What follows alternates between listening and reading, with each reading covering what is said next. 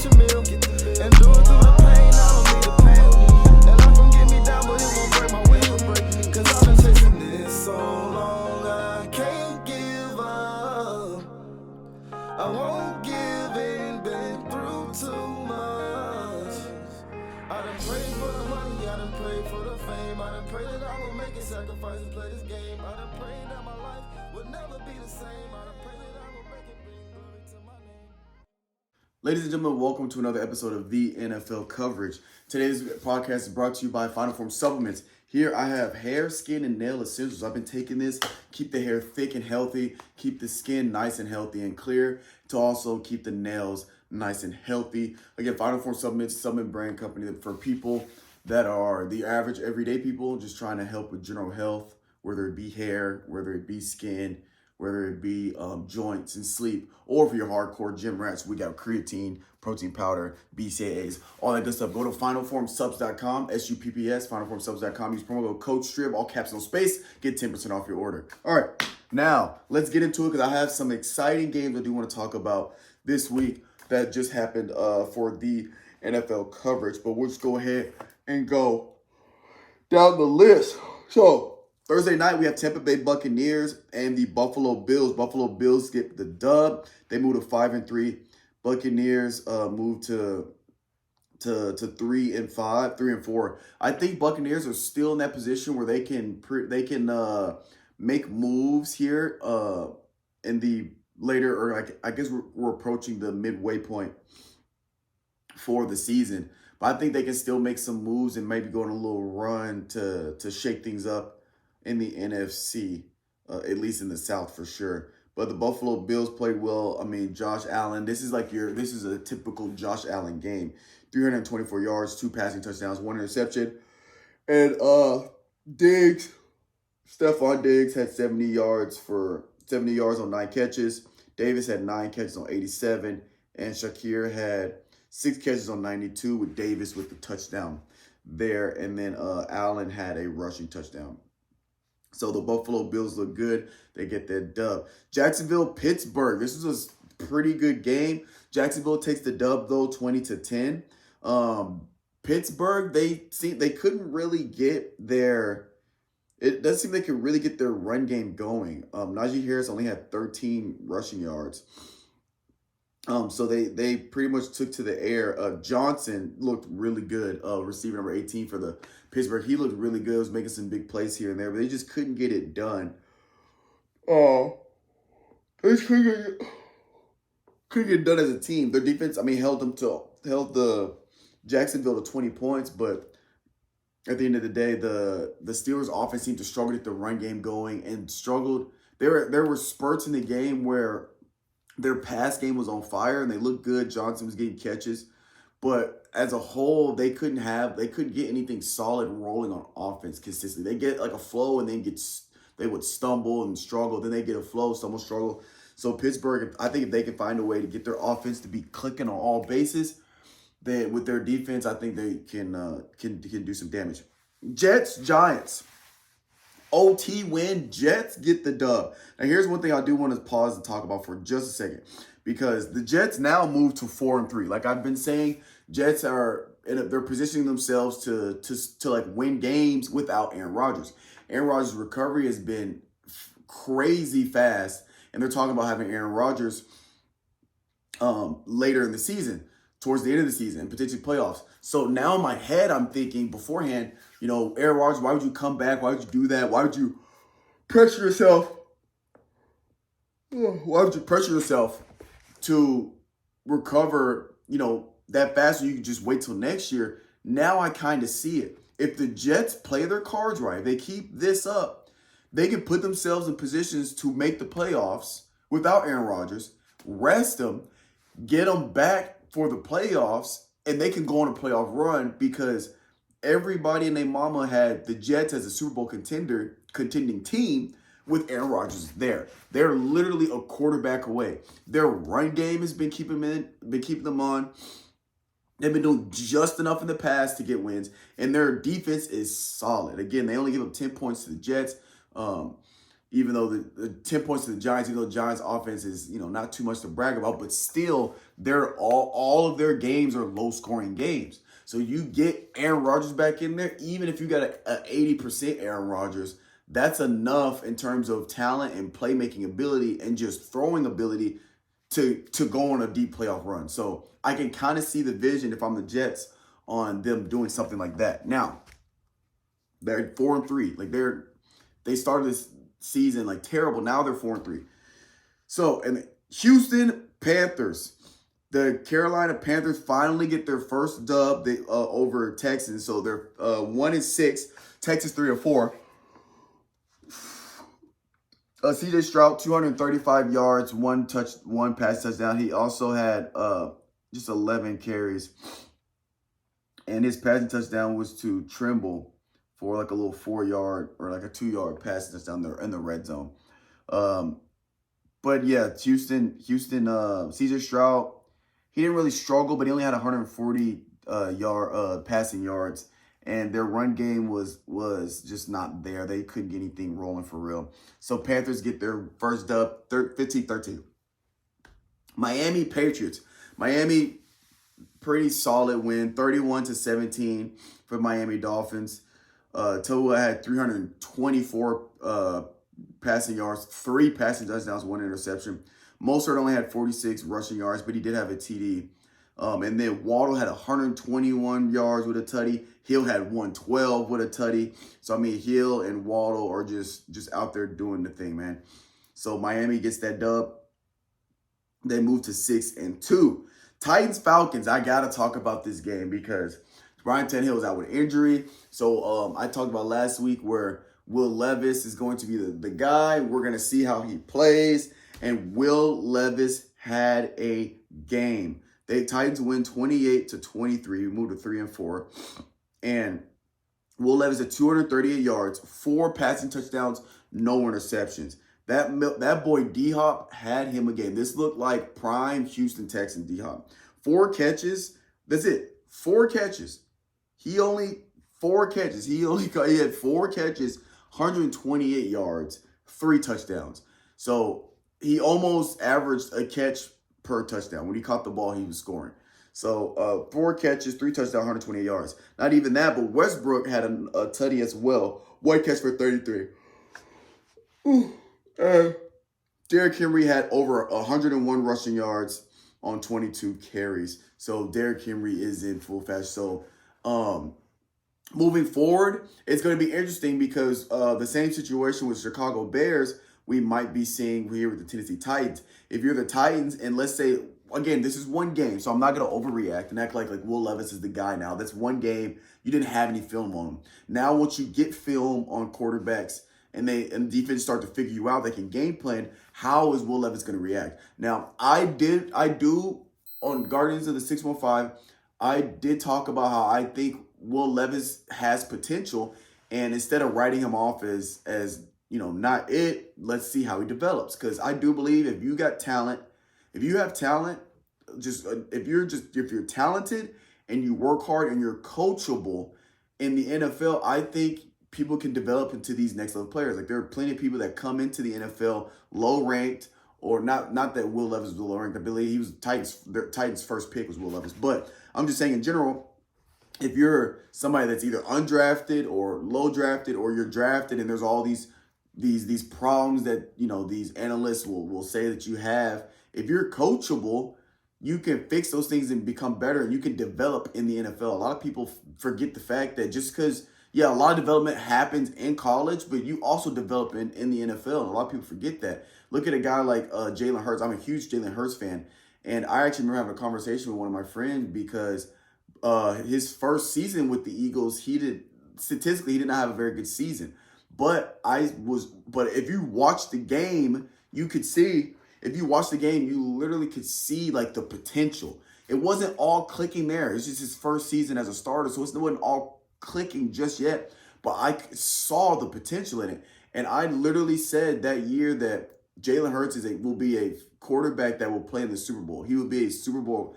I didn't say a Super Bowl champion, but I did say he's going to be a quarterback to take his team to the Super Bowl. I said this his first year when they weren't good at all. And literally that next year they were in the Super Bowl because I saw the talent and I've seen how he worked from. For me, it was because you saw how talented he was at Bama. He hit some adversity. Tua started, and then he stayed with the team, and then he came in for Tua. So you saw him handle that adversity. You saw him go to Oklahoma, and he had phenomenal success in Oklahoma. So to me, it's okay. He's not just a system quarterback. System quarterback is a quarterback that only fits one kind of system. He went from one system to a completely different system, and he was still able to have success. So he's not just a system quarterback, and he's coachable. And so when I see that, and you take a guy with that level of talent, that level of athleticism, that level of determination, and he's coachable, those are the people that are super hard to stop. They're super hard to stop. So, all that being said, Will Levis, I believe he has potential to develop into a really good quarterback, and it's going to be interesting to see this next game how that plays out, because I believe Tannehill is not playing this game either, so he might have a couple more weeks of being the quarterback, and we'll see, because now times have a decision. Let's say Will Levis continues not this particular level of play. I'm not talking about 4 touchdowns a game, but I'm just saying continues high level play at the quarterback position for the Titans. The Titans start winning games. Let's say the Titans win the next 2 or 3 games because Will Levis is playing good football. When Tannehill is healthy, what do you do? Because you're paying Tannehill $27 million this year. So it doesn't make sense to sit an asset on the bench for 27 mil. But at the end of it, but also you're winning football with Will Levis. Not only that, but Tannehill, this is his last year, it's his contract year, and they didn't extend him. So now it's like there's a lot of things that's going to be going on in the quarterback position. And then you still have Malik Willis in the equation, kind of behind the scenes. But I'm going to be interested in this next game to see what Will Levis does. All righty. Packers, Vikings. Vikings take the dub 24-10. Nothing surprising there. Where is it at? Where's my notes? Where's he at? Osborne with 99 yards. Hawkinson, their tight end, 88 with a tutty. Addison, 82 with a tutty. So they're playing well with their best player, Justin Jefferson, being out. They get the dub there over Jordan Love and the Packers. Rams, Cowboys. Again, Cowboys are they get Cowboys. This might be one of the most complete games the Cowboys have had, offensively and defensively. Dak Prescott, he had 304 passing yards, 4 passing touchdowns. He had an interception in there, but he had 4 touchdowns on 304 yards. Pollard had 53. Dak had 19. CeeDee Lamb, 12 catches, 158 yards, 2 tutties. Cooks, 3 catches, 49 yards, and a tutty. Ferguson, 4 catches, 47 yards, and a tutty. So, I mean, this, like I said, this is probably the most complete football game Dallas has played. I think if Dallas can find a way to continue to play like this on offense with the defense that they had, then the defense that they've been playing with, I think they could be a problem when it comes to the playoffs. Philly, Commanders. Started off a little rough for the Philadelphia Eagles. It was looking like they might take another L against a subpar team, but they got it done there at the end because that boy A.J. Downtown Brown is a monster, as well as Jalen Hurts getting the ball to him. Eagles win 38-31. A.J. Brown sets the record in his 6th straight game with 125-plus receiving yards. Broke the record that was previously held by Calvin Johnson, a.k.a. Megatron. Eagles moved to 7-1, officially the best record in the NFL. Jalen Hurts, 319 passing yards, 4 passing touchdowns, no interceptions. DeAndre Swift, 16 carries for 57 yards and a tutty. A.J. Brown, 8 catches, 130 yards, 2 tutties. Devontae Smith, 7 catches, 99 yards, and a tutty. So, I mean, the Eagles are just firing on all cylinders. I think they'll keep up that play moving forward. Saints, Saints get the dub over the Colts, 38-17. So the Saints are now officially, Saints, I believe, are 4-4. Colts are 3-5. Derek Carr had 310, 2 passing touchdowns, no interceptions. And Taysom Hill had 9 rushes for 67 yards and 2 tutties. Alvin Kamara had 17 catches for 59 yards and a tutty. Michael Thomas with 4 catches, 68 yards. That boy, Shaheed, 3 catches, 153 yards, and 1 tutty. Alvin Kamara, 4 catches, 51 yards, and a tutty. So Alvin Kamara with over 100 total yards, 59 for rushing, 51 for receiving, and a touchdown, one rushing touchdown, one receiving touchdown. This is the Alvin Kamara that the Saints need. The Alvin Kamara the Saints need is the do-it-all Swiss Army knife Alvin Kamara. The way that the 49ers use Debo is kind of how, Alvin Kamara has been used by the Saints. Obviously, the Saints have been doing it first before that because Alvin Kamara has been in the league longer than Debo. But that's the Kamara. If the Saints can go back to their textbook Saints play in terms of put Alvin Kamara in the slot, you can put Alvin Kamara in the backfield, you can put him just about anywhere offensively, and you get him the ball in any possible mismatches you can get. That's the Saints offense that's going to get them the best chance to win, and they're getting back to that because they were struggling with that early on. But now they're getting back to that, getting Alvin Kamara the ball, as well as moving Taysom Hill around. You can put him at tight end, you can put him at running back, you can put him at quarterback, wildcat. You can put him out a receiver. Taysom Hill is just an overall athlete. And I like to see both of those guys get used in all facets, the best possible matchup for them to get the wins. Seahawks beat the Browns 24-20. Seahawks are 5-2, and Seahawks are slowly but surely sneaking in there in terms of teams to look out for. I think Seahawks are going to be a dark horse team this year.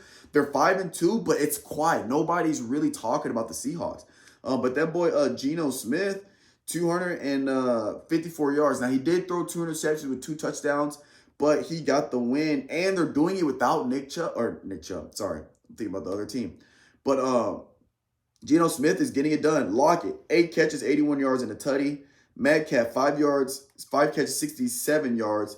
Smith Nishaba had a tutty with 36 yards. Now, here's what I will say about the Seahawks, what they need to do. The way that the Eagles utilize A.J. Brown, the Seahawks need to find a way to do that for DK. DK is your explosive down the field receiver. They got to find a way to get the ball in DK's hands. He should be getting targeted majority of the time. Now, obviously, there's context with teams double teaming guys and this and that and the other. But you got to find a way. Even if you got to move him in motion him down to the slide, get some crossings. Not every play has to be downfield with DK, but get him on a slant. Get him on a little whip route off the slide or get out of a bunch set. Get some crossings. Get a smash route with a smash corner route. I just feel like they need to do more to get him the ball in his hands, even if it's short to intermediate routes. It doesn't have to always be where you only throw to him when he's going deep downfield past 20 yards. But I think if they can do that, it's just going to secure their ability to win more games as long as DK Metcalf is involved with that offense. And it just takes more pressure off of Geno Smith. All right. Chiefs Broncos. We talked about this last week on the pod. If you guys go back to the previous episode, I said when I looked at this game that I wanted to say the Broncos were going to beat the Chiefs because I saw the upset brewing. And guess what? It happened. Not only did the upset happen, Broncos dominated the Chiefs. The Chiefs scored 9 points. Broncos scored 24. Broncos went 24-9. I called this. Y'all can go check the film, the previous episode. But Broncos beat the Chiefs. And like I've been saying, Russell Wilson is not the problem with the Broncos. Now, they're starting to figure out because Broncos are 3-5. They're slowly creeping back up there. If they get a couple more wins, then, they might be sitting pretty in terms of trying to slide into the playoffs. But Russell Wilson's not the problem with the Broncos. Russell Wilson, now, he only had 114 passing yards, but he had 3 touchdowns. And they got it done. Williams had 27 carries for 85 yards. And their defense really showed up. It's really the defense that put the Broncos offense in positions to win. So Broncos get the dub over Kansas City Chiefs. Bengals beat the 49ers 31-17. We talked about this last week. San Francisco's starting to slide to that slippery slope of losing now. Bengals, they're 4-3. They're starting to look good. So for San Francisco, this is going to be 3 straight losses in a row. Now you should start, raising antennas. Bunny ears should be straight up and to figure out, what's going on? We got to figure this out because they were one of those teams that were just top tier, clear cut, better than the rest. Now they're looking like they're going to end up being middle of the pack if they don't figure it out. I do think they will figure it out. I think they're going through some adversity. but I think they will figure it out. But they got to figure it out soon. They got to figure it out soon because they got dominated 31-17 from the Bengals. And then if I let me see, Brock Purdy, he had 365 yards. He had 1 touchdown to 2 interceptions is the problem. He also had 57 rushing yards. But Kittle had 9 catches for 149 yards. Ayuk had 5 catches for 109. McCaffrey had 6 rushes for 64 yards and a tutty.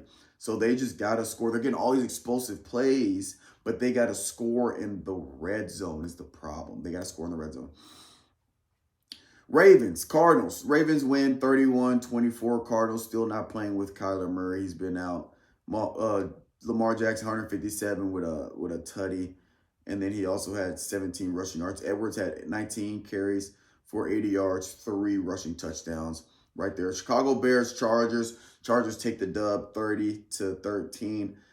Chicago Bears, Baggett.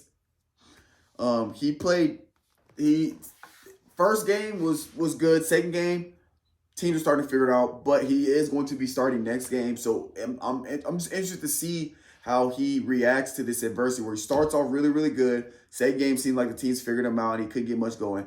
Now, what adjustments do they make? This is the game that's gonna pretty much not determine who he is, but this game I believe will be a big indicator on what's to come for the rest of the season in terms of his individual play. If he's going to let this adversity get in his head and it carries on, or if he's going to make adjustments and come out and play better this next game. So we will see with that. And Las Vegas Raiders, Lions, they win 26-14 Monday night. Lions 6-2. Again, they're looking like a really good team. And that was week 8. So looking forward to week 9. We got the Tennessee Titans in Pittsburgh. I'm excited for that. I just want to see how Will Levis does. And it's going to be interesting because the Pittsburgh has just been one of those sneaky, quiet, good teams this year. So, and I also want to see if the Titans can get this dub, they'll move to 4-4. But Tennessee Titans, Pittsburgh, Miami Dolphins, and Chiefs. This is going to be in Frankfurt. This is probably, I don't think this game's going to be as close as people think. It's a 2-point. Chiefs are actually a 2-point favorite. I actually might take the Dolphins, Dolphins as an underdog on that one, because I don't think Kansas City Chiefs defense is good enough to slow down that explosive offense from the Miami Dolphins. So I would actually take Miami underdog on that one. Rams, Packers 3-point favorite. Commanders, Patriots. Patriots are a 3.5-point favorite over the Packers. I kind of want to see the Patriots to win the game there. Buccaneers, Texans are a 3-point favorite over the Buccaneers. I might take the underdog on that one too. I think Texans have a better quarterback, or Texas quarterback has been playing better. Let me say that statistically. But I think Buccaneers are a better overall complete team. I'm going to go Buccaneers with that one. Browns, Cardinals. Browns are a 7.5-point favorite. That game's going to be whatever. Saints, Bears. Saints are 7.5-point favorite. Seahawks, Ravens. That's a game I want to see because Seahawks have been quite good this year. And Ravens are also really good this year, 6-2. So that's a game I'm going to have on my radar. Vikings, Falcons. Falcons are a 5-point favorite. That's another game I'm going to have on my radar because I wanted to see. They're both 4-4. So this win whoever wins this game gets over 500. And I'm interested to see how the Falcons fare against the Vikings fare against the Falcons, especially the Vikings not having Justin Jefferson. So that would be on my radar. Colts, Packers. Colts are a 2.5-point favorite. Giants, Raiders. Raiders are a 1.5-point favorite. This one's going to be a tough game in terms of, I think it might be sloppy, but I think Raiders should actually get that dub just because I think they're going to find a way to get Devontae Smith the ball because Devontae Smith, he didn't have a meltdown, but you could see his frustration in him after the loss Monday night. So I think that the Raiders are going to, that they're going to step up and be, we got to get our best guy the ball because that's how you win football games. You find a way to get your best guy, the best possible matchup, you get him the ball, and you score points. I think that's what they're going to go for. Dallas Cowboys and the Eagles. Eagles are a 3-point favorite. This is going to be my game of the week. Dallas Cowboys and the Philadelphia Eagles, my game of the week. I'm honestly not even sure. I'm going to lean towards the Eagles. I'm going to lean towards the Eagles because the Eagles they've been, even the close games they've had, they find a way to win. And the way they dominated the Miami Dolphins, I think, is offensive. The Miami Dolphins offense, the way they dominate that. I don't think Dallas' offense is as talented. So I think the Eagles' defense, in terms of this season, to them is like they've seen it all this year at this point. So I'm gonna lean towards the Eagles now. Buffalo Bills, Bengals. Bengals are actually a 2.5-point favorite for the Bills. I might take the underdog with the Bills in that one. But that'd be an interesting game. And Jets Chargers. This is Monday night. This game I'll have on my radar simply because if the Jets win this game, they will move to 5-3. And their whole plan of getting Rodgers back at the end of the season is slowly starting to pan out in their favor. It's still early. There's still a lot of football to be played. But if they can start getting these wins here rolling, and even, win 2, lose 1, win 2, win 3, lose 1. If they go on these like small spurts of win streaks, the Jets might be setting themselves up to be to set themselves up for a playoff run if they get Aaron Rodgers back, depending on how well Aaron Rodgers plays when he gets back. But that's going to be on my radar. The Jets might be on my radar the rest of the season simply because this team started off, they looked bad at the beginning of the season without Aaron Rodgers. They looked very bad. Everybody was just dragging the Jets to the ground. Now that they're sitting 4-3, which who would have thought at this point, it seems like they're really writing their own destiny here. So, Jets have the 11th defense, 27th offense. So we'll see how that fares against the Chargers with the number 7 defense. And then Denver, Detroit, Jacksonville, and San Francisco all have byes. And that's what we're looking for week 9. Again, this has been another episode of the NFL Coverage. We'll catch you guys next week. My destiny, I'm gonna chase my dreams. My life has meaning on my faith.